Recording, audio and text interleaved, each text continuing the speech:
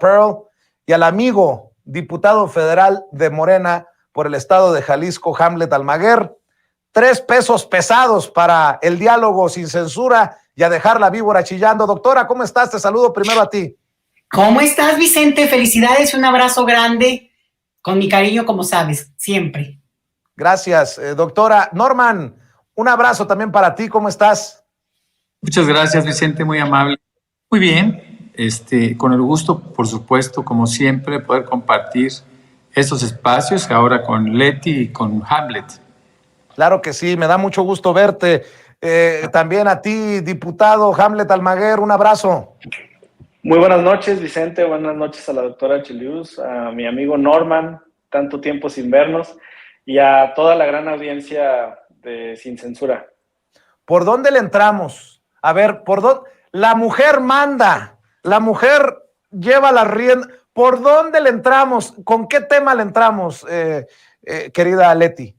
Pues mira, yo creo que es obligado a hacer como una recapitulación un poco de esta parte de cómo la oposición se atrincheró y perdió el lugar que tendría que haber ocupado en términos incluso de imaginario, de cómo queda ahí para la historia el hecho de que hubieran contrariado la votación el día de que se aprobaron las reformas hace 2 días, ¿no? Y que creo que es un momento histórico muy importante y que cuando se revise, como se revisa ahora, aquella sesión maratónica también en el Centro Banamex, donde en su momento se aprobó una reforma tan importante como la energética, pues la oposición se hizo presente y acá hizo hueco, hizo vacío. Entonces a mí me gustaría que lo comentáramos, Vicente, para no dejarlo fuera también del mapa del análisis. Bueno, déjame preguntarte, déjame plantearlo así para los 3.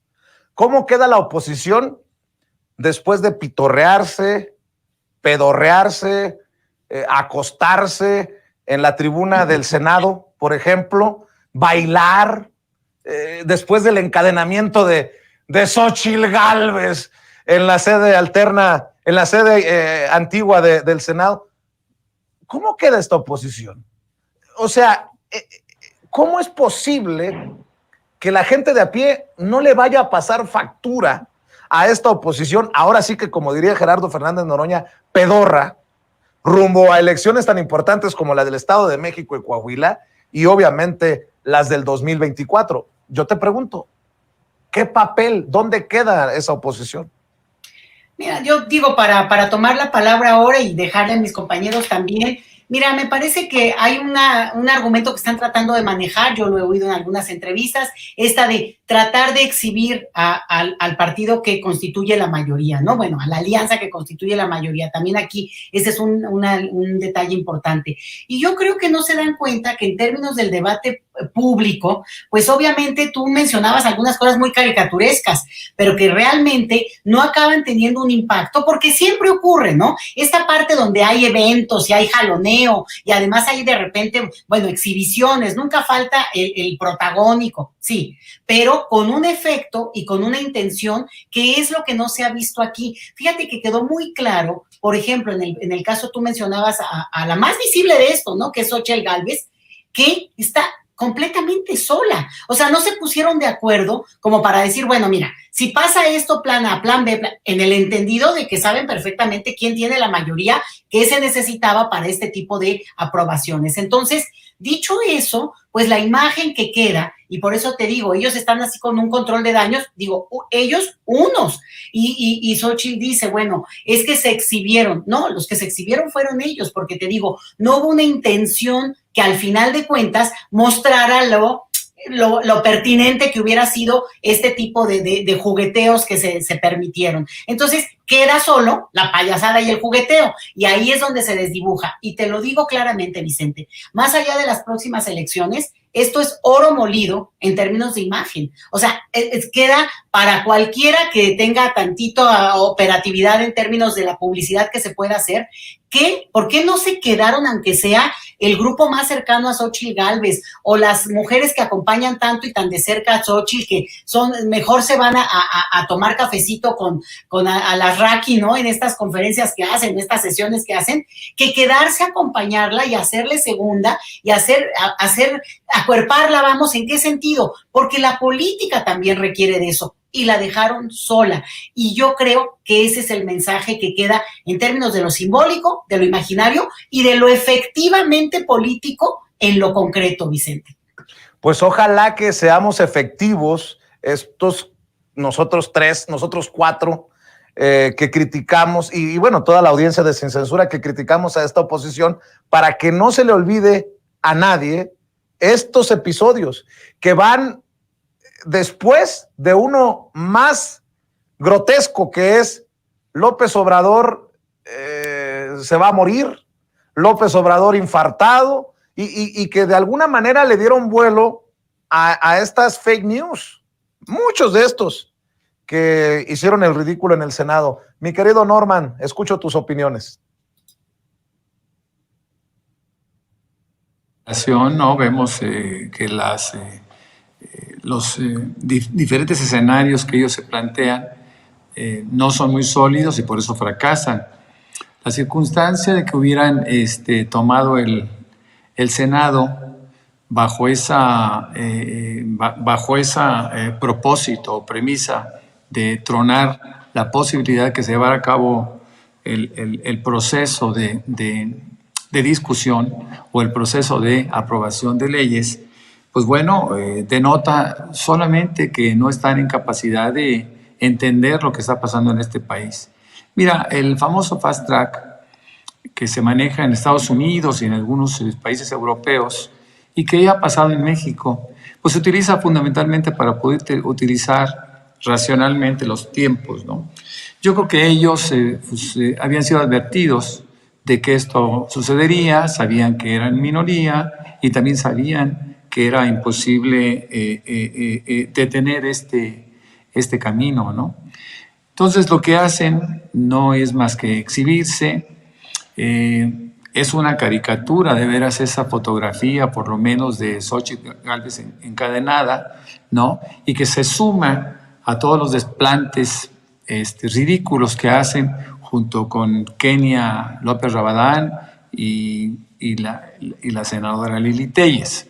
Yo creo que no tienen una posibilidad importante de sorprender ya a nadie y bueno, pues se debaten simplemente en sus propios errores y no creo que esto pueda seguir adelante. Yo también coincido en que es difícil que esto abone en su beneficio para 2023, en donde están perdidos, y 2024.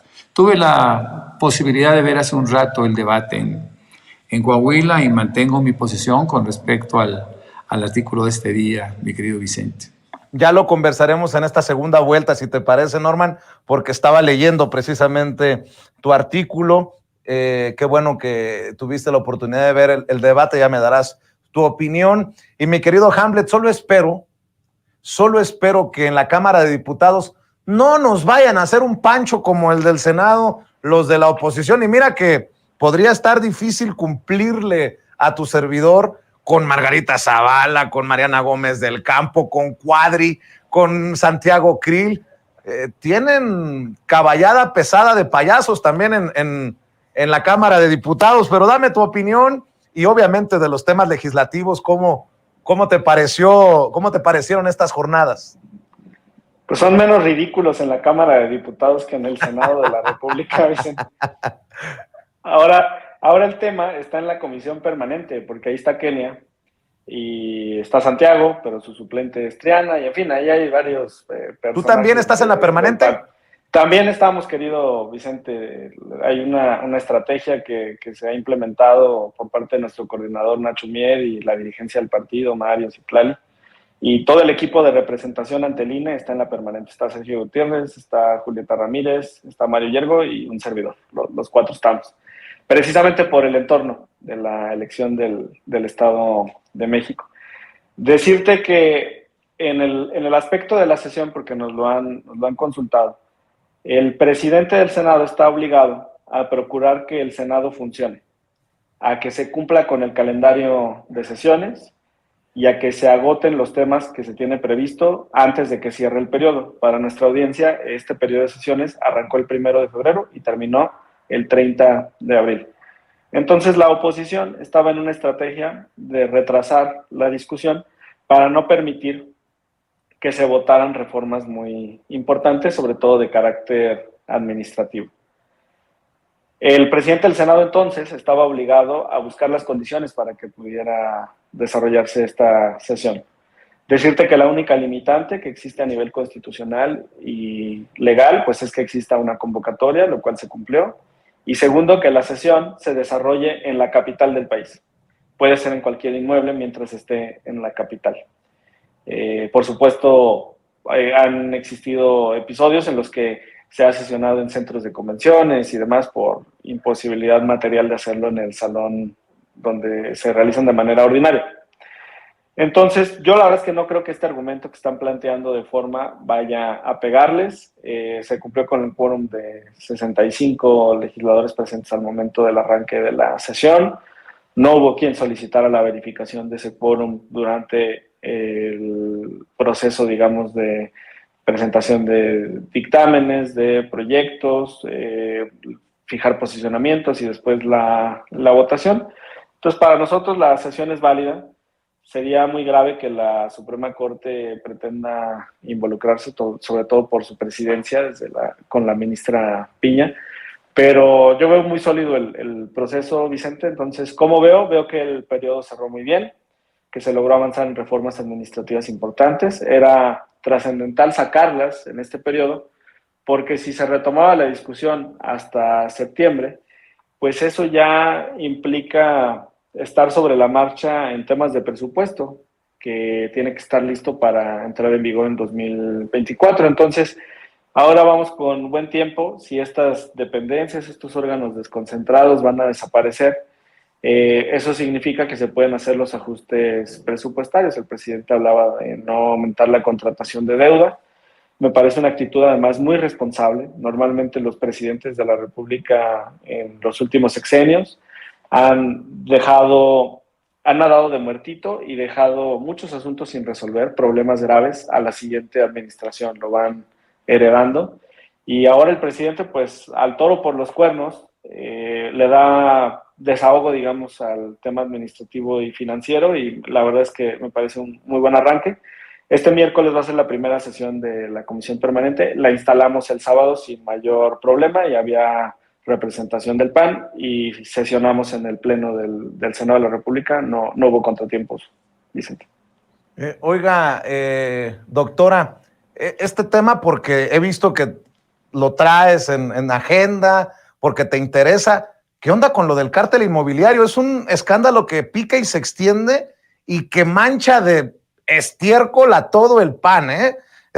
De hecho, más adelante vamos a entrevistar aquí en el estudio a un vecino de la Benito Juárez que señala que el principal, el cabecilla, es el colega de Hamlet, precisamente Romero, el coordinador de los diputados del PAN. Y bueno, en ese contexto, nada más lo estaba poniendo como contexto, doctora, se viene la elección en el Estado de México muy pronto, ya mencionaba la de Coahuila, Norman, y esa oposición, que sí tiene una cola larga, tiene que digerir, no sé cómo, las encuestas que señalan por el periódico español La Vanguardia, una encuesta que apunta a que Andrés Manuel López Obrador tendría hasta el 80% de aprobación y de respaldo ciudadano. 80%. Pues ¿cómo no? Con estos ladrones, con estos corruptos, con estos malandros, ¿cómo no? Doctora, dame tus comentarios, tus opiniones. Híjole, Vicente, no, pues ¿para qué me agarras en un tema que me toca directamente? Mira. Venga, doctora, déjela víbora chillando. En coordenadas, nada más te lo digo, mira, quienes conocemos de esta trama criminal, sabemos muy bien que tiene mucho tiempo. Y se ha dicho, creo que incluso acá hemos hablado de manera muy repetida del asunto y a lo largo de muchos años, yo estaba revisando un proceso que fue, Hamlet estaba chiquito cuando quisieron construir adentro del Parque Hundido un edificio y hubo una movilización ciudadana. Ebrard era el jefe de gobierno en la Ciudad de México, imagínense. Y entonces todo lo que pasó en ese tiempo, que llevó un par de años con un liderazgo local acá de un vecino que nos movilizó, y al final, después de 2 o 3 años, se logró que se demoliera ese edificio que ya iba en su 4º piso, adentro del Parque Hundido.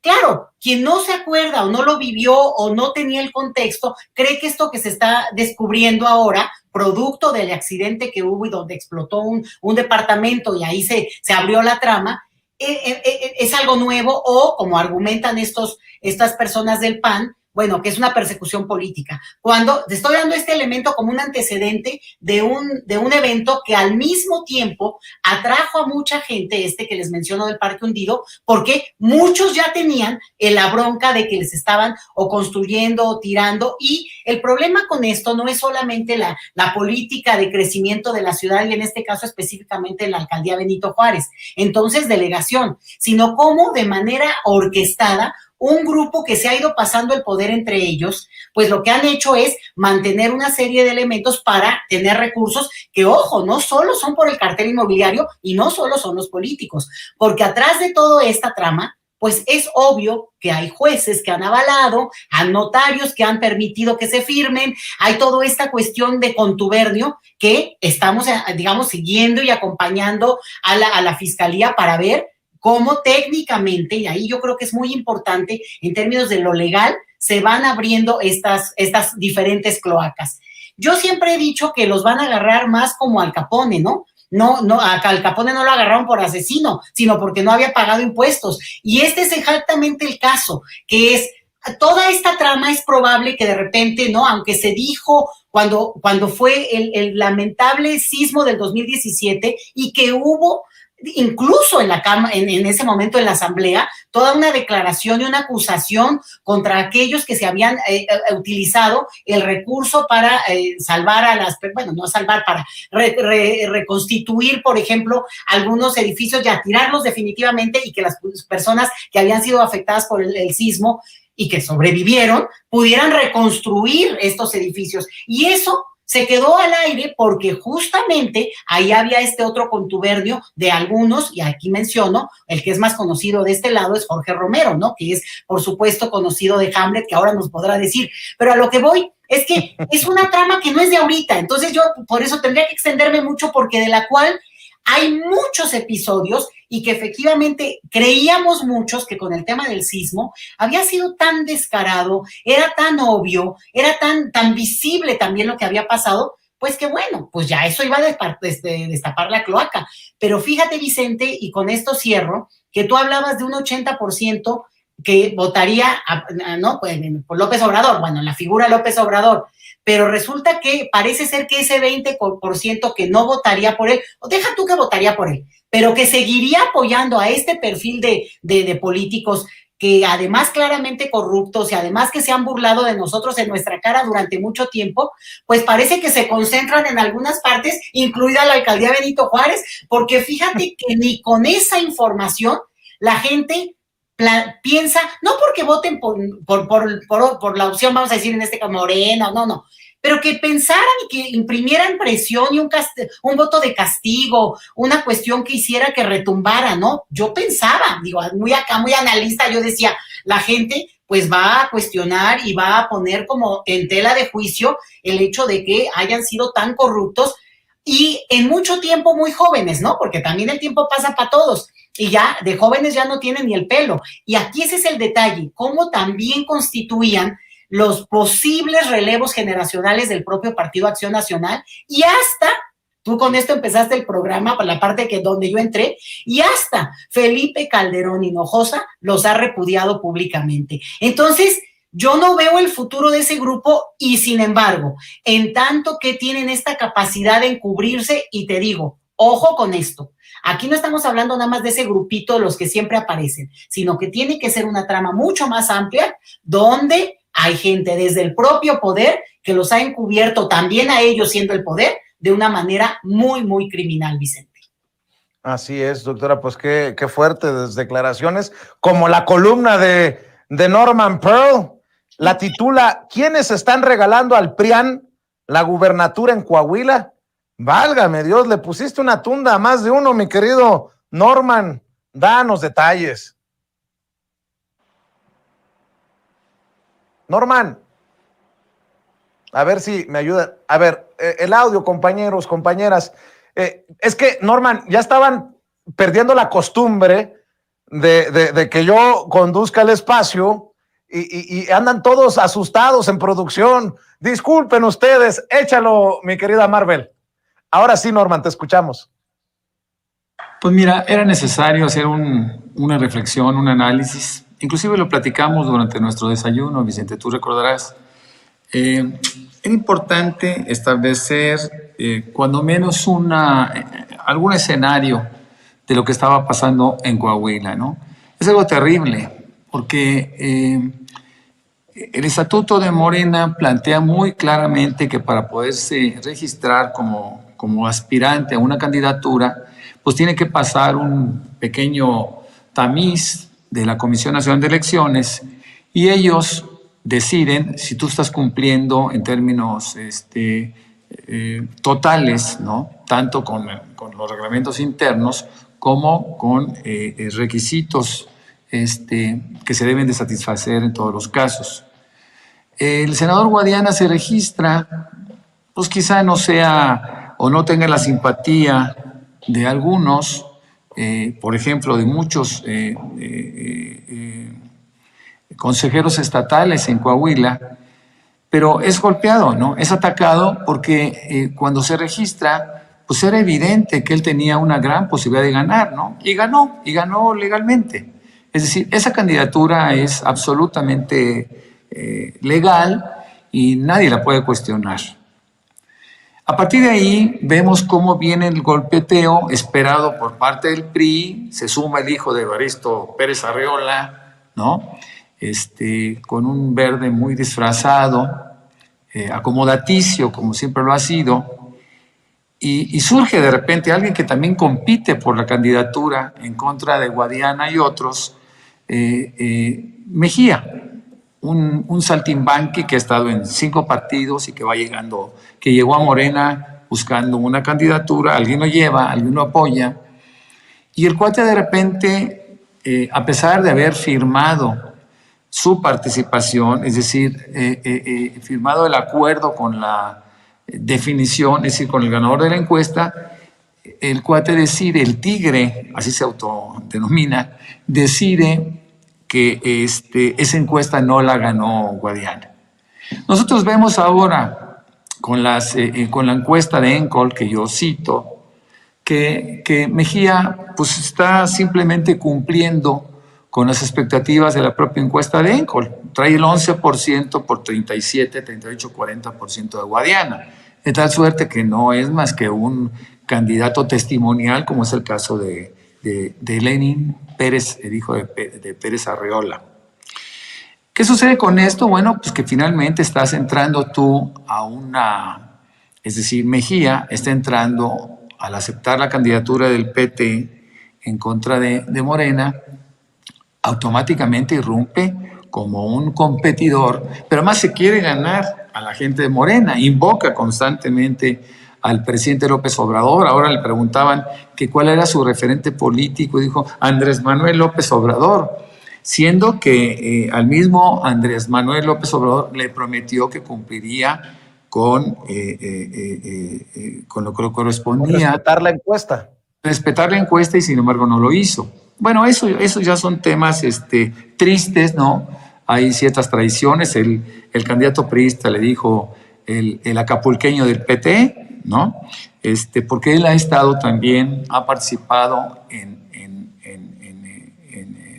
en Guerrero, en diferentes campañas, inclusive en 2018, en el reciente 2018, él era el coordinador de campaña de Ricardo Anaya. Entonces, pues yo no sé cómo llega a sorprender a tanta gente en Coahuila para tratar de desplazar pues, a alguien que ganó la encuesta de una manera legítima, ¿no? Así que el tigre, pues de repente para mí es un desconocido como para la mayoría del pueblo de Coahuila y no creo que tenga mayores posibilidades. Yo creo que es el momento, yo convocaría a través de este programa a los 3 partidos, a Morena, el PT y el Verde, que hagan una reflexión, ¿no? Y que entiendan que la única forma de lograr el triunfo es respetar al candidato que va más avanzado y que en este caso es Armando Guadiana. Yo creo que a diferencia de lo que sucedió en el Estado de México en 2017, cuando el PT se baja, son 10, 12 días antes de elecciones y realmente el daño ya estaba hecho y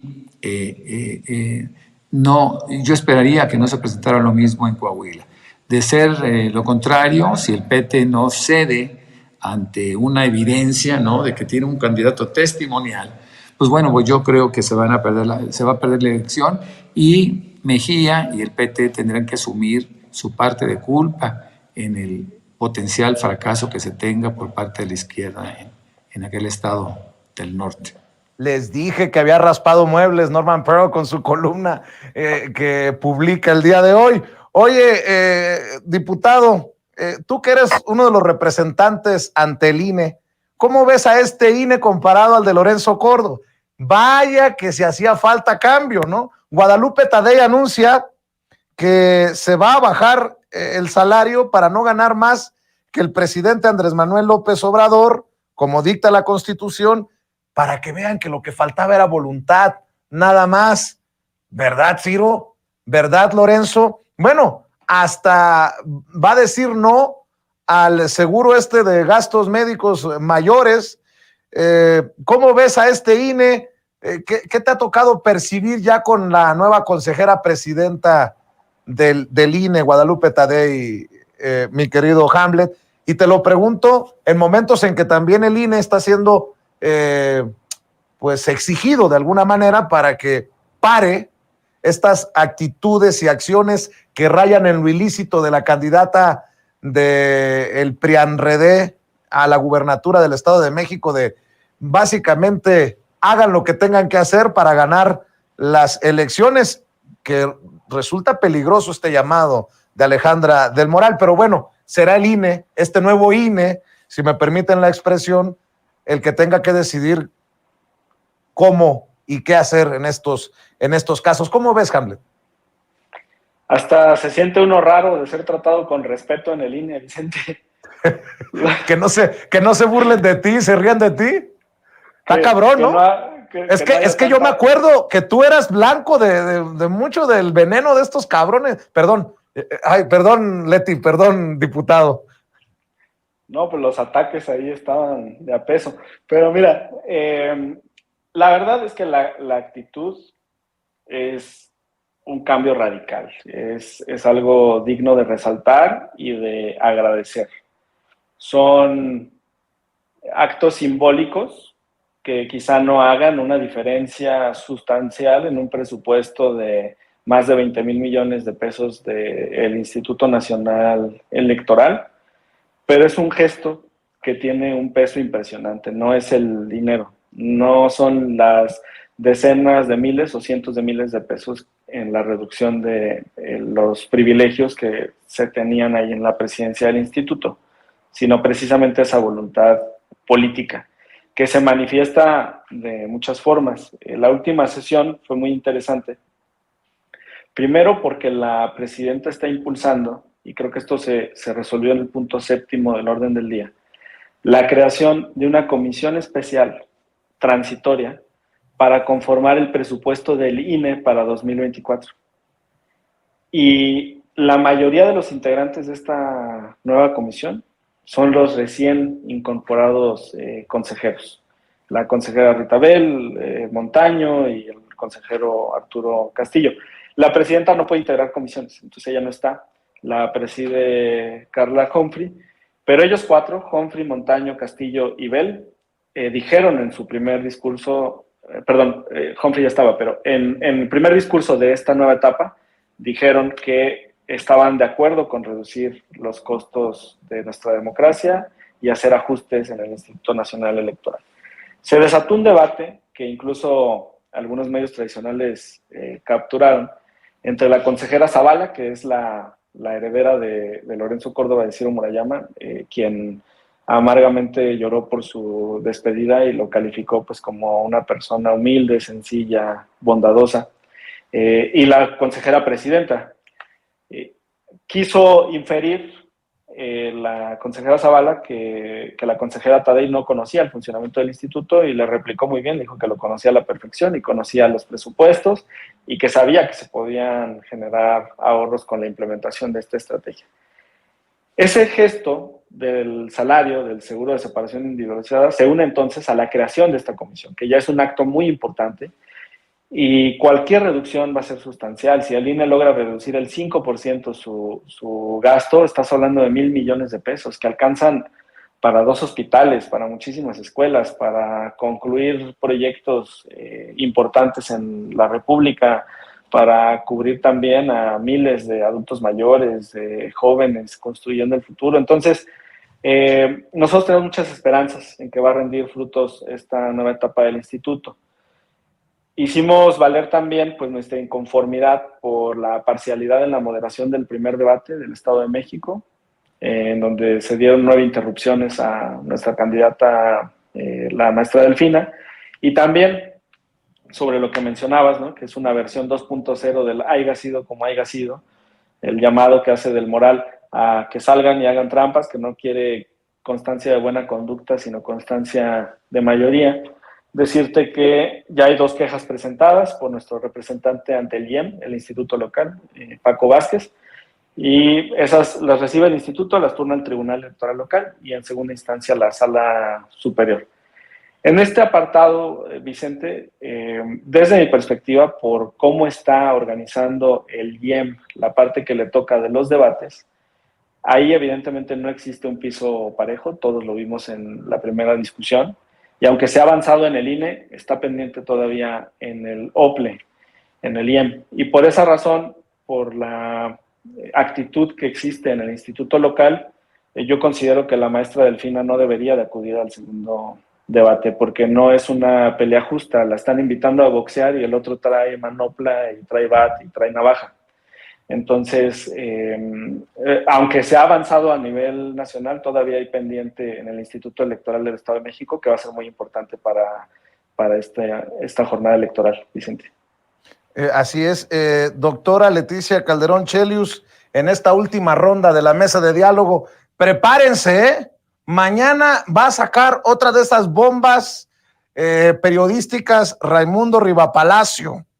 Estoy viendo que anuncia que sus fuentes, nótese mi sarcasmo, lo van a llevar a publicar sobre este tema. Y bueno, a mí me da pues hasta penita ajena, pero habla del nivel de golpeteo. De alguna forma quieren patear a López Obrador, ¿eh? Dice, mañana en Estrictamente Personal, Guacamaya Leaks revela la vinculación de un empresario de la 4T a las Fuerzas Armadas venezolanas a través de la pareja del ministro de Defensa, que son señaladas en el mundo por su relación con el narcotráfico. ¡Qué ganas! ¡Qué ganas! Pero bueno, eso y las declaraciones de guerra de Pedro Ferriz, y todos estos no le van a dar ni un pedacito de crédito al presidente, por lo que ya no solamente el presidente dice, sino que se le reconoce por el crecimiento, por la distribución, por incluso el manejo de la inflación en nuestro país. Datos del INEGI, doctora Leticia Calderón Chelius, que por cierto se comparten hoy temprano en la mañanera. Pero con esa prensa, pues está claro que la gente de a pie no se va a enterar de muchas de estas buenas noticias que surgen de este gobierno de la Cuarta Transformación, doctora. Pues mira, ya lo de que no se vayan a enterar también es relativo, porque creo que hay un nivel de difusión que de repente empieza también a tener como un ritmo ya de tiempo, pero hay que reiterarlo. Y si las fuentes son las fuentes de Cricri, las de Raimundo Rivapalacio, pues mira, podemos quedarnos tranquilos, Vicente, porque justo es este tipo de bombas que yo ahí nada más les digo, creo que va a haber otra bombita, vamos a ver si es cierto, de otro tema, pero prepárense. Ahí por ahí me pasaron un chismecito, entonces esperemos para que no salir con estas payasadas de que luego empiezan a anunciar y se les va a caer en el camino. Y yo creo que el tema de lo de la economía que tú mencionas es súper importante, Vicente, porque al final de cuentas, pues la economía es un factor que determina mucho de las cuestiones en términos de apoyo o, pues, digo, lo estamos viendo en Argentina, ¿no? Más allá de un gobierno de izquierda, pues realmente el tipo de decisiones políticas que fueron tomando en algún momento con la herencia que les había dejado una cosa monumental de deuda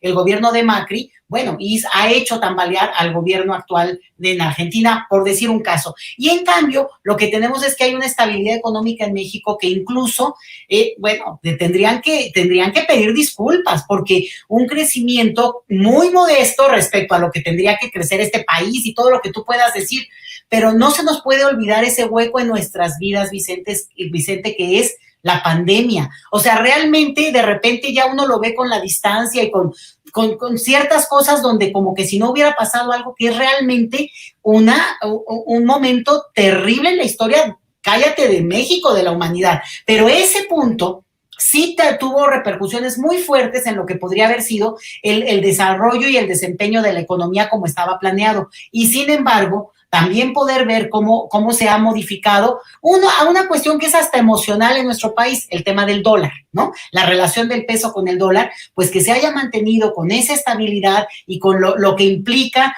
que no ha dado sustos, pues es también un mensaje político muy fuerte. Y yo te agrego uno que pues hoy anunció Rocío Mejía, y que fue muy importante porque lo dijo en la mañanera, y yo aquí de una vez aprovecho para hacerles el anuncio, pues es de el envío de remesas, que es, híjole, Vicente, esto está estudiadísimo, hay todo un grupo de colegas que trabajan esto y que les decimos los remesólogos, porque se han dedicado durante mucho tiempo a ver cómo se da el seguimiento en términos de, por un lado, los montos, ¿no? La parte propiamente económica, pero la otra es también los abusos, Vicente, del pago y de lo que les cobran de intereses y lo que les cobran simplemente por cualquier envío a las personas que, pues, amablemente a sus familias tan queridas, tan respetadas, les mandan un recurso que puede ser en promedio de $100, Vicente. O sea, para una familia es un recurso que les puede modificar el mes,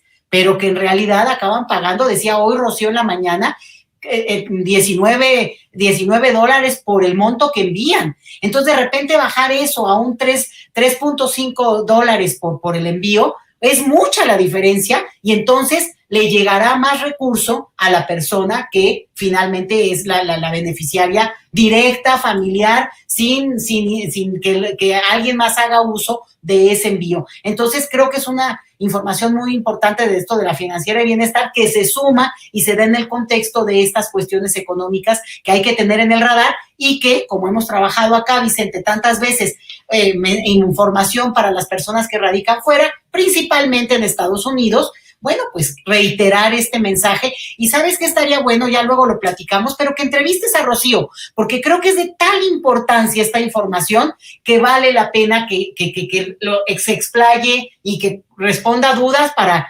que, bueno, pues se pueda hacer uso realmente, digamos, benéfico para la mayoría.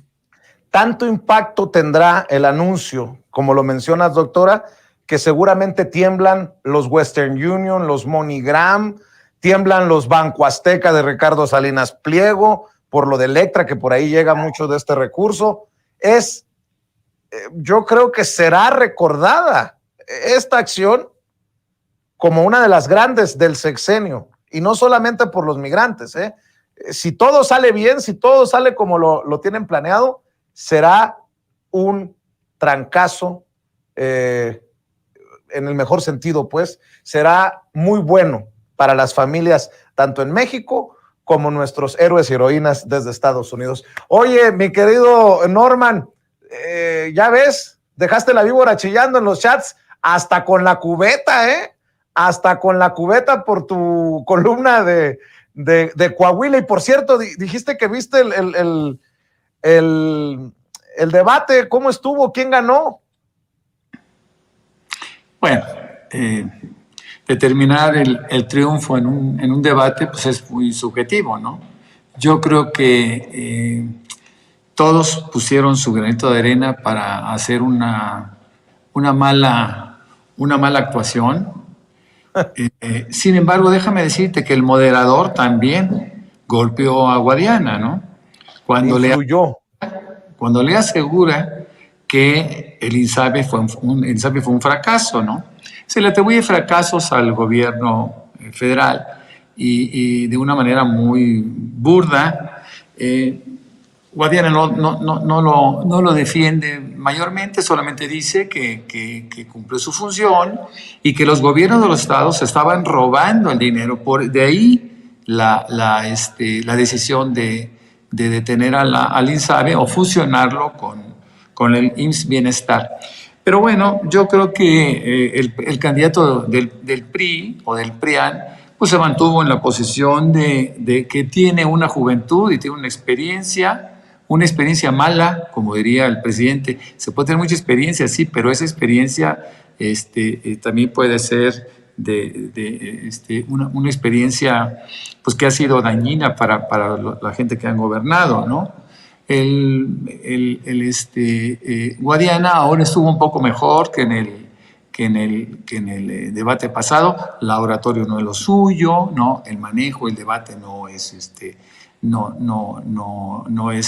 es algo que maneje con soltura, pero bueno, me parece que planteó posiciones interesantes y todas ellas dignas de tomar en cuenta.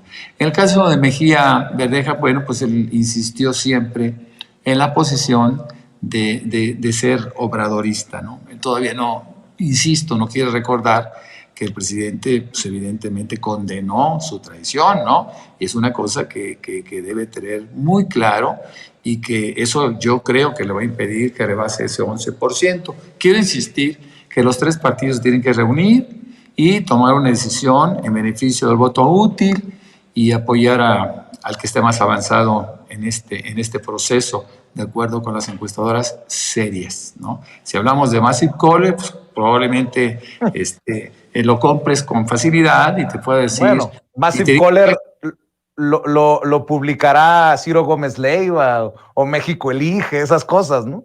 Exactamente. Y bueno, pues el debate finalmente tuvo el alcance que supongo que ellos querían que se tuviera, ¿no? Sí se golpeó un poco al priista, ¿no? Un argumento válido de Guadiana es que el 62% de los coahuilenses no votarían por el PRI, no quieren que el PRI regrese. De tal suerte que creo que es el momento, falta un mes y días para que se tenga la elección y yo creo que se puede hacer algo mejor que lo que hizo el PT en el Estado de México con Delfina Gómez, ¿no? Así es. Para cerrar, Hamlet, me lo acaba de mandar nuestro jefe de información, Mario Toledo, y lo leo de Z Tijuana, de la revista Z, del semanario Z. Dice el presidente, como contexto, que él no tiene enemigos, que tiene rivales, pero el presidente debe de entender que esos rivales lo ven a él con odio jarocho, dirían por allá en mi tierra. Diego Fernández de Ceballos llama asno perverso al presidente Andrés Manuel López Obrador por retransmitir debate con López Dóriga del año 2000. Sí, hoy ha llamado asno perverso y embustero al presidente Andrés Manuel López Obrador, quien publicó en sus cuentas de redes sociales este debate. Creo que fue ayer que lo publicó, en el Día del Niño. Se lanzó contra el presidente, este señor que es impoluto, honorable, que no tiene cola que le pisen, que es un prócer de la democracia mexicana. Acuérdense que lo hizo por el bien de la patria. ¡Quemen las boletas! Mi querido Hamlet Almaguer, tú eres muy propio, no eres tan sarcástico como yo, tú no usas groserías. Te dejo que cierres con broche de oro con tu reflexión sobre mejor me voy a ahorrar mis adjetivos calificativos, Hamlet. Qué bueno que le hayan refrescado la memoria, Vicente, con este debate, con este video. Para todos nosotros es muy importante ver de qué lado estaba cada quien hace 20 años.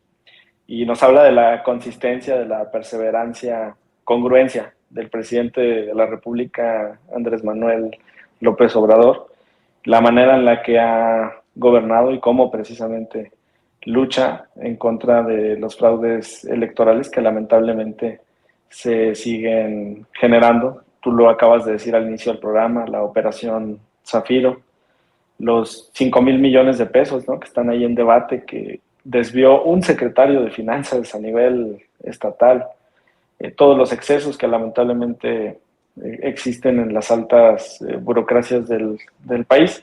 Y falta un tramo largo para poder consolidar la cuarta transformación.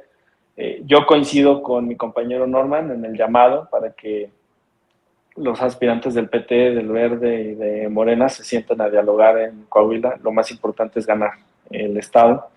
Recupero también los comentarios de la doctora Chelius en torno al cártel inmobiliario.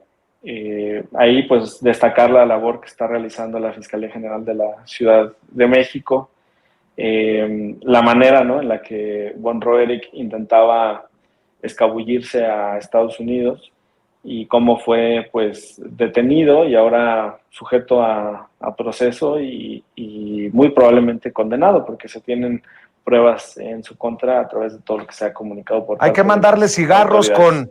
Hay que mandarle cigarros con tu primo...